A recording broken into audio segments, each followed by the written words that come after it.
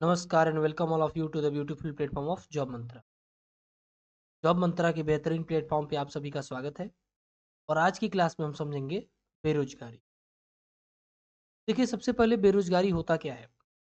एक बेरोजगारी एक सिचुएशन है, एक ऐसा सिचुएशन जिसमें आदमी नौकरी खोजना तो चाह रहा है। एक ऐसी स्थिति है जिसमें आदमी नौकरी खोजना चाह रहा है, नौकरी के लिए जा रहा है, पर उसको मिल नहीं रहा है। इस सिचुएशन को बेरोजगारी कहते हैं कि आदमी जॉब खोज रहा है, बस उसको काम मिल नहीं रहा है जो काम चाह रहा है। तो इस सिचुएशन को कहते हैं बेरोजगारी। और बेरोजगारी के हम लोग को अलग अलग टाइप्स पढ़ने हैं, और टाइप्स ही पढ़ने हैं, बहुत कुछ पढ़ना नहीं इसमें। ठीक है, सबसे पहले हम लोग इसके अलग अलग प्रकार देख लेते हैं, अलग अलग टाइप्स देख लेते हैं। Types of unemployment. Unemployment unemployment तो आपको मालूम ही होगा, अनएम्प्लॉयमेंट यानी बेरोजगारी होती है। ठीक, बेरोजगारी के प्रकार। बेरोजगारी सबसे लग रहा है ना, बेरोजगारी, गाड़ी आ रही है। बेरोजगारी के एक बार मैं किसी से पूछा था कि बेरोजगारी किसको कहते हैं, बोल रहा है तो बिना रोजगारी के खाना ना मिले बेरोजगारी कहते हैं। तो देखिए बेरोजगारी क्या है। तो इसके अलग अलग टाइप्स है। जैसे एक टाइप है इसका स्ट्रक्चर्ड अनएम्प्लॉयमेंट।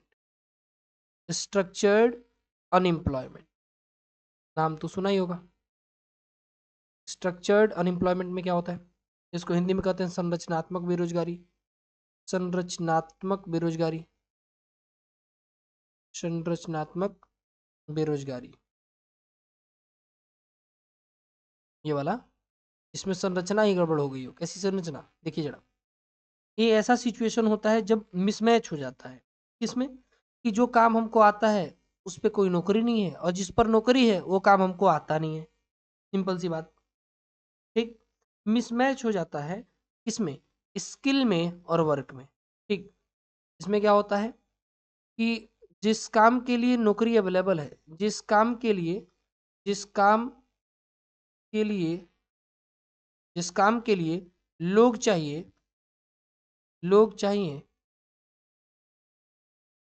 वो काम नहीं आ रहा, काम नहीं आ रहा, नहीं आ रहा है। और जो स्किल, जो गुण, जो गुण लोगों के पास है, जो गुण लोगों के पास है, लोगों के पास है, वो चाहिए नहीं। ऐसे सिचुएशन को हम लोग बोलते हैं संरचनात्मक बेरोजगारी। Structured unemployment. Structured unemployment. ठीक, जैसे मान लीजिए ऐसा हो जाए कि टेक्नोलॉजी में एडवांसमेंट हो जाए, एडवांस मशीनरी आ जाए। तो आप तो सुने होंगे गन्ना काटने वाली मशीन आती है। ठीक, वो गन्ना काटने वाली मशीन किसी को चलानी ही ना है। ठीक, और वो आदमी खोज रहा हो किसी आदमी को, तुम भी खोज रहे हो काम, तो तुमको तो काम चाहिए। सर कोई काम दे दो, काम दे दो। पर काम जो है वो तुमको आ नहीं रहा है। मैं ही बोलूँ कि चलो एक काम करो, बहुत बढ़िया वीडियो वीडियो एडिटिंग का काम है, ग्राफिक डिजाइनिंग का काम है। अब तुमको ग्राफिक डिजाइनिंग आ नहीं रहा है और मुझको वही काम चाहिए। इस तरह की सिचुएशन को स्ट्रक्चर्ड अनएम्प्लॉयमेंट या संरचनात्मक बेरोजगारी कहते हैं। काफी धैर्य रख के पढ़िए, बेचैन होके नहीं। जब आप बेचैन होके पढ़ेंगे तो फैक्ट्स याद रह जाएंगे, कॉन्सेप्ट्स ऊपर से निकल जाएंगे, और उसके बाद जब आप क्वेश्चन लगाने जाओगे तो बोलोगे सर क्वेश्चन नहीं लग पा रहे। हाँ, और कल की क्लास में आप लोगों को क्वेश्चन लगवाए जाएंगे। ठीक है, वह क्या है कि अनएम्प्लॉयमेंट और इन्फ्लेशन एक दूसरे से जुड़े हुए टॉपिक हैं, तो इसलिए मैं इन दोनों को एक साथ पढ़ाने के बाद क्वेश्चंस करा रहा हूँ। ठीक, तो आप लोग संयम बरत के रखिए बस। ठीक, देखिए अभी अगला है एजुकेटेड अनएम्प्लॉयमेंट। एजुकेटेड अनएम्प्लॉयमेंट मतलब एजुकेटेड अनएम्प्लॉयमेंट, शैक्षिक बेरोजगारी।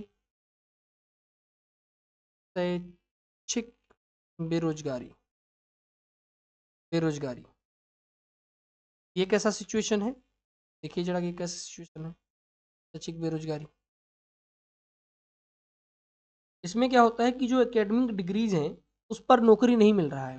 जैसे मैं खुद बीए कर रखा हूँ, और क्या बीए वालों को, बैचलर ऑफ आर्ट्स आप लोगों में से ही बहुत लोग की होगी, क्या बीए वालों को डायरेक्टली कोई कंपनी जॉब देगी? तो नहीं देगी। तो जो डिग्री हमारे पास है उससे जॉब नहीं मिल रहा है, मतलब जिस पढ़ाई पे जॉब ना मिल रहा हो, जिस पढ़ाई पर जॉब ना मिल रहा हो, जिस पढ़ाई पर जॉब ना मिल रहा हो, जॉब ना मिल रहा हो, मिल रहा हो, ठीक। अब जिस पढ़ाई पे आपको जॉब नहीं मिल रहा है, उस स्टूडेंट को जो पढ़ाई कर रखा है वो किस कैटेगरी में आएगा, किस कैटेगरी में आएगा, तो एजुकेटेड अनएम्प्लॉयमेंट कैटेगरी में आएगा। इसी को स्नातक बेरोजगारी यानी ग्रेजुएट अनएम्प्लॉयमेंट भी कहते हैं। ग्रेजुएट अनएम्प्लॉयमेंट, ग्रेजुएट अनएम्प्लॉयमेंट याद रखेंगे। ग्रेजुएट अनएम्प्लॉयमेंट क्या है, मतलब जो डिग्री मेरे पास है वो चाहिए नहीं। बहुत से इंजीनियर्स बेरोजगार हो जाते हैं, आपने सुना भी होगा। और बीए बीएससी वालों को तो बात ही छोड़ दो। स्नातक बेरोजगारी, स्नातक बेरोजगारी, सर अगर आप पढ़ने वाले हैं तो आप उसी तरह उग जाएंगे जैसे पत्थरों के बीच से पौधे उग जाते हैं। आप अपना जगह निकाल लोगे, you will have your place, बस you will have to do your maximum effort that you can. आगे देखिए, ये अक्सर अर्बन पार्ट में देखा जाता है, शहरों में अक्सर ये देखा जाता है कि इस तरह का होता है। खासकर इंजीनियर्स वगैरह में भी ऐसा हो जाता है कि प्रैक्टिकल नॉलेज कुछ है नहीं, बस थ्योरेटिकल नॉलेज ही रखे। अगला देखिए, फ्रिक्शनल अनएम्प्लॉयमेंट क्या होता है। Frictional unemployment, frictional unemployment, frictional unemployment क्या होता है, आप लोग नोट साथ साथ में बनाते जाना। बाकी पीडीएफ वगैरह तो ग्रुप में प्रोवाइड किया जाता है, तो वो पैड बैच में मिलता है पूरा। शॉर्ट नोट्स मिलते हैं, शॉर्ट नोट्स मिलते हैं, वन लाइनर मिलता है, और एक बहुत ही बेहतरीन हर संडे को मॉक होता है, मॉक टेस्ट होता है। आंसर की भी उसका रिलीज होता है, एकदम जैसे कि एग्जाम में होता है उस तरह से आंसर की भी रिलीज होता है उसका। इससे आपको रियल टाइम थोड़ा फील वगैरह है कि आप पढ़ रहे हो, कुछ कर रहे हो, उसका कुछ लाभ हो, ठीक। बाकी ज़्यादातर लोग तो कॉपी कर रहे हैं अभी इसका। सर आरडी सर ऑलरेडी इसमें जॉब कर रहे हैं, उनको मालूम है सभी चीज़ें। तो जिसकी भी इच्छा हो आप लोग ज्वाइन कर सकते हो।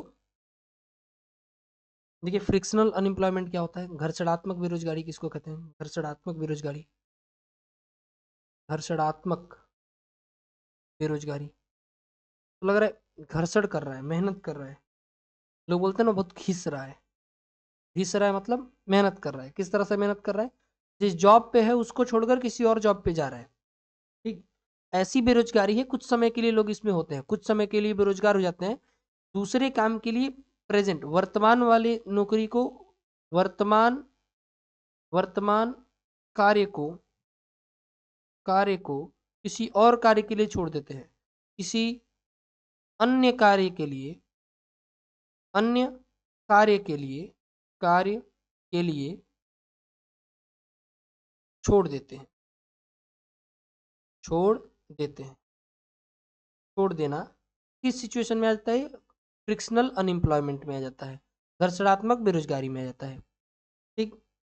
ये भी अर्बन सिटीज में देखने को मिलता है कि लोग प्रेजेंट वाला जॉब छोड़ देंगे, फिर आगे के लिए एक जॉब देखेंगे, बढ़िया जॉब, ठीक।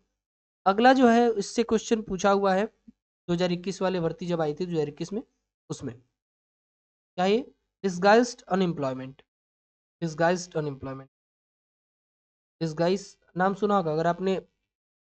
हाँ, अगर आप यूट्यूब पे रामायण देख रहे होगे और उसमें सबटाइटल ऑन करोगे ना, तो रावण जब आता है छुप के तो लिखा रहता है डिस्गाइज हो गया है, मतलब भेष बदल के। छुपना या भेष बदलना को इंग्लिश में डिस्गाइज्ड कहते हैं, ठीक। तो डिस्गाइज्ड यानी जो भेष बदला हुआ हो, छुपा हुआ हो, तो दिन दिन इसको प्रच्छन्न बेरोजगारी कहेंगे, प्रच्छन्न बेरोजगारी। प्रच्छन्न बेरोजगारी में क्या होगा, लोग छुपे हुए रहेंगे, छुपे हुए मतलब जितने की आवश्यकता नहीं है उससे ज्यादा लोग किसी फील्ड में काम कर रहे हैं, किसी जगह पे काम कर रहे हैं, तो उसको हम लोग बोलेंगे डिसगाइज्ड अनएम्प्लॉयमेंट। ये अक्सर गांव में देखने को मिलता है। कहाँ होता है, ये अक्सर होता है रूरल एरिया, ग्रामीण क्षेत्र में। और इससे क्वेश्चन आया हुआ है कि किन क्षेत्रों में प्रच्छन्न बेरोजगारी देखने को मिलती है, तो ये देखने को मिलती है ग्रामीण क्षेत्रों में, ग्रामीण क्षेत्र में, ठीक। प्रच्छन्न बेरोजगारी ग्रामीण क्षेत्र में देखने को मिलती है। अभी देखिए इसमें होता क्या है, जैसे मान लो कि एक खेत है, अब इस खेत में तुम खुद से देख के आए कि एक गन्ना लगा हुआ है, इसमें गन्ना लगा हुआ है, अब तुम देख के आए कि इसमें 4 लोगों का काम है, मान लो किसी खेत में 4 लोगों का काम है। अब तुम बोल के भी आए हो कि सर 4 ही लोगों का काम है, 4 ही लोग करना, ज़्यादा लोग भीड़ मत लगाना, ठीक। लेकिन बोल के आए 4 आदमी को, आ गए 6 आदमी करने। तो जो 2 लोग आए वो किस सिचुएशन में आ गए, वो क्या करने आ गए, वो डिसगाइज्ड अनएम्प्लॉयमेंट के हो गए। या फिर ये तो उनको तो खैर पैसे मिल रहे हैं। मान लो किसी के घर में 4 भाई हैं और 4 भाई इसी खेत में लगे हुए हैं, जो काम 2 भाई मिलके कर लेते वो 4 भाई मिलके कर रहे हैं। उससे क्या होगा, वो प्रचंड बेरोजगारी है, छुपी हुई बेरोजगारी है।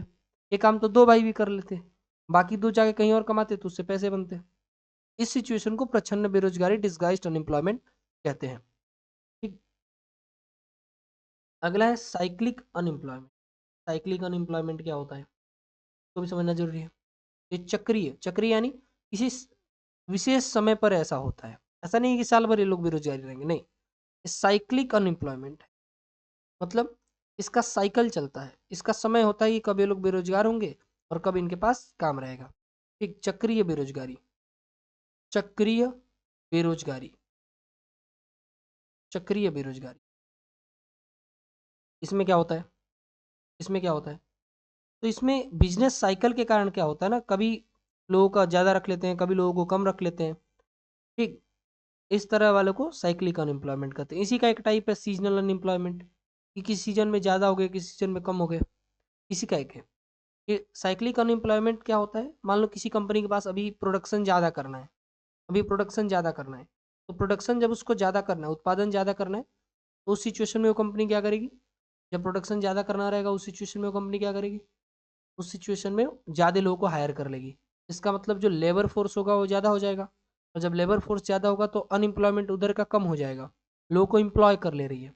लेकिन जैसे ही उसको प्रोडक्शन कम करना है तो अपने लेबर्स को भी वो कम करेगी, और इस सिचुएशन को ही साइक्लिक अनएम्प्लॉयमेंट कहते हैं। इसी का एक सब टाइप है, आप नाम सुने होंगे उसका, seasonal unemployment. Seasonal unemployment, seasonal unemployment, नाम सुने होंगे आप सीजनल अनएम्प्लॉयमेंट का। सीजनल अनएम्प्लॉयमेंट का मतलब होता है मौसमी बेरोजगारी, मौसमी बेरोजगारी। जैसे कि वो पटाखे बनाने वालों का आपने सुना होगा, पटाखे बनाने वालों का आपने सुना होगा। पटाखे बनाने वाले कब कमाते हैं, पटाखे बनाने वाले तो उन लोगों का कमाई सिंपल सी समय पे होता है कि जब फायर वर्कर्स जो होते हैं, फायर वर्क्स वाले, तो इन लोग की कमाई कब होती है, इन लोग कमाई दिवाली के आसपास में होती है, दिवाली डेज में होती है, दिवाली डेज में होती है।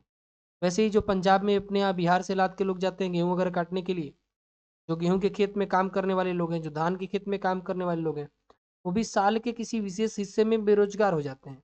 इस बेरोजगारी को भी मौसमी बेरोजगारी कहते हैं, मौसमी बेरोजगारी कहते हैं, ठीक। अब ये अलग अलग तरह की बेरोजगारी है, इस सभी बेरोजगारी को हमने समझ रखा है। अब क्या हम लोग को समझना है, 2 सेक्टर्स होते हैं, 2 मेन सेक्टर्स होते हैं। आदमी कहीं काम कर रहा है ना, जो बेरोजगारी से नहीं जुड़ा हुआ है, जो रोजगार पे है, वो 2 तरह का रोजगार कर रहा होगा। नहीं तो किसी कंपनी में काम कर रहा होगा, बढ़िया कंपनी में, और नहीं तो क्या कर रहा होगा, किसी व्यक्ति के अधीन होगा, किसी व्यक्ति के अधीन काम कर रहा होगा, 2 तरीके से। तो सेक्टर्स आदमी के डिवाइडेड है, कुछ लोग ऑर्गेनाइज सेक्टर में है, कुछ लोग अनऑर्गेनाइज सेक्टर में है। तो देखते हैं जरा कि लोग जो भी काम कर रहे हैं वो किन किन क्षेत्रों में काम कर रहे हैं, सेक्टर जिसको कहते हैं, सेक्टर, सेक्टर यानी क्षेत्र, किन किन क्षेत्रों में काम कर रहे हैं। एक होता है ऑर्गेनाइज्ड सेक्टर, ऑर्गेनाइज्ड सेक्टर, जैसे मान लो कि कोई प्राइवेट लिमिटेड में काम कर रहा है, बढ़िया सी कंपनी है, कोई रिलायंस हो गया, कोई बढ़िया कंपनी हो गया, सरकारी नौकरी कर रहा है, तो वो सब अलग बात हो। उस क्षेत्र को हम लोग संगठित क्षेत्र कहते हैं, संगठित क्षेत्र। उसके नियम होंगे, वहाँ पे वर्किंग आवर्स तय होंगे, छुट्टियां तय होंगी, वर्क लाइफ बैलेंस दिया जाएगा कि बढ़िया से आप अपना जीवन जी रहे हो कि नहीं जी रहे हो। बाकी एक अलग से दूसरा सेक्टर हो जाता है अनऑर्गेनाइज सेक्टर, अनऑर्गेनाइज्ड सेक्टर, जिसको हिंदी में कहते हैं असंगठित क्षेत्र, असंगठित क्षेत्र, ठीक। तो दोनों इस क्षेत्र को समझते हैं ध्यान से, कोशिश। पहला ऑर्गेनाइज सेक्टर, इस सेक्टर, ये जो सेक्टर होता है गवर्नमेंट के अंडर होता है, और इसमें गवर्नमेंट क्या क्या देखती है, तो गवर्नमेंट एक पे लेवल तय करके रखी है, एक पे लेवल तय करके रखी है। पे लेवल यानी कुछ वेतन तय करके रखिए कि भाई इससे कम तो आप नहीं दोगे, मिनिमम वेतन। इसमें वर्किंग आवर तय है कि इतने ही घंटे काम कराने हैं, वर्किंग आवर तय है। इसमें तय है कि आपका वर्क लाइफ बैलेंस है कि नहीं है। इसमें रेगुलर काम चलेगा, रेगुलर काम चलेगा। रेगुलर मतलब लगातार काम चलेगा, ऐसा नहीं है कि काम एक दिन काम किए 4 दिन छुट्टी मिल रही है, ऐसा नहीं होगा। आपको काम दिया जाएगा, क्योंकि बिना काम का तो कोई पैसा देगा नहीं, तो मतलब काम मिलेगा नहीं, पैसा ही मिलेगा। और जॉब का सिक्योरिटी रहेगा, ठीक है। नौकरी की सिक्योरिटी रहेगी, आपकी जॉब सिक्योरिटी रहेगा, जॉब सिक्योरिटी रहेगा। तो नौकरी ऐसा नहीं कोई भी आके छीन के चला जाएगा, ठीक। आपको छुट्टियां मिलेंगी, आपको छुट्टियां मिलेंगी, छुट्टियां, आपको छुट्टियां मिलेंगी। लैंग्वेज को आप एक बैरियर के तौर पे मत देखो, लैंग्वेज को आप मजे से इंजॉय करो, ठीक। इसका एग्जाम्पल क्या हो जाएगा? इसका एग्जाम्पल है कोई प्राइवेट सी कंपनी, मान लो कोई रिलायंस है, रिलायंस है, अपोलो हॉस्पिटल्स है, अपोलो हॉस्पिटल्स है, गूगल कंपनी हो गई, कोई छोटा मोटा सीमेंट का कंपनी, जैसे मान लो, छोटा मोटा नहीं बड़ा ही कंपनी है भाई, अल्ट्राटेक हो गया, ठीक। ये सभी क्या है? ये सभी ऑर्गेनाइज सेक्टर के हिस्से। अनऑर्गेनाइज सेक्टर मतलब आप किसी के अधीन, किसी व्यक्ति के अंदर काम कर रहे हैं, यहाँ पे गवर्नमेंट का कंट्रोल नहीं है। यहाँ पे ना रेगुलर आपको काम मिलेगा कि नहीं मिलेगा, रोजाना लगातार काम मिलेगा कि नहीं मिलेगा, इसका कोई गारंटी नहीं है। क्या यहाँ पे कोई मिनिमम वेतन, क्या पे लेवल की बात की जाएगी इसमें कि आपको इतना रुपया मिलना चाहिए कम से कम, तो ऐसी बात नहीं है। क्या यहाँ पे लीव्स यानी छुट्टियों की बात की जाएगी? तो भाई अब जिससे काम लियो वही जानता है, तो मालिक हुआ तो वही जानता है। यहाँ पे छुट्टियों की भी बात नहीं की जाएगी, ठीक। इस सेक्टर को अनऑर्गेनाइज सेक्टर कहते हैं। और इंडिया में एक माइंड ब्लोइंग चीज है कि 90% ऑफ इंडियन वर्कफोर्स, भारत के, भारत के 90%, भारत के 90% वर्कफोर्स यानी कार्यरत लोग, कार्य कार्यरत लोग किस सेक्टर में है? अनऑर्गेनाइज यानी असंगठित क्षेत्र में काम करते हैं, असंगठित क्षेत्र में काम करते हैं, असंगठित क्षेत्र में काम करते हैं, ठीक। तो आप याद कर सकते हो, इतना बड़ा बात है, काम करते। बाकी आप पढ़ाई पर ध्यान देते, आप पढ़ाई पर ध्यान दीजिए। हम लोग आरडी सर के नेतृत्व में आप लोग के लिए फ्री में काफ़ी कंटेंट प्रोवाइड भी कर रहे हैं। इससे ज़्यादा चाहिए तो आप लोग टेस्ट सीरीज वगैरह के लिए, चाहे जो भी चीज़ हो उसके लिए आप लोग पेड कोर्स चाहो तो ले सकते हो। जरूरी नहीं कि आप पेड कोर्स से तैयारी करोगे, बट उसको क्या होता है ना, एक जगह पे सभी चीज़ें मिल जा रही हैं। पेड कोर्स का ये बस फ़ायदा होता है कि आपको एक जगह पे आपको सभी, पहले तो आप इसमें सब्जेक्ट्स का बहुत ज़्यादा वैरायटी है। ऐसा नहीं है कि एक ही सब्जेक्ट है, सब्जेक्ट्स बहुत ज़्यादा हैं। तो बहुत ज़्यादा सब्जेक्ट होते हैं तो अलग अलग सोर्सेज पढ़ने पड़ते हैं। पेड कोर्स लेने का मतलब ये होता है कि आपको सभी सोर्सेज का क्रक्स एक जगह पे मिल जाता है। बाकी और कोई बहुत ज़्यादा ज़रूरत नहीं होती पेड कोर्सेज की। यही बस एक रीज़न होता है कि आपको मान लो हिस्ट्री है, आपका जियो है, ज्योग्राफी है, आपका इकोनॉमिक्स है, आपका इन्वायरमेंट है, पॉलिटी है, साइंस है पूरा, एग्रीकल्चर है, मैथ्स है, रीजनिंग है। यू कैन अंडरस्टैंड कितने सारे सब्जेक्ट्स हैं, इंग्लिश है और हिंदी है, कंप्यूटर है। ये सभी सब्जेक्ट्स हैं, सब्जेक्ट्स की कमी नहीं है। अब ये सभी सब्जेक्ट्स एक जगह पे मिल जाते हैं, बस यही फ़ायदा, और कोई फ़ायदा नहीं है। ये फ़ायदा है इसका, एक बेहतरीन आपको नोट्स मिल जाते हैं, वीडियो लेक्चर्स मिल जाते हैं, टेस्ट सीरीज मिल जाते हैं। ये एक लाभ हो जाता है आपको। बाकी फ्री में भी तो हम लोग काफ़ी कंटेंट प्रोवाइड कर रहे हैं, जिसको जैसे पसंद हो उस तरह से आप लोग तैयारी कर सकते हो। तब तक के लिए धन्यवाद। पढ़ाई पर ध्यान बनाए रखें।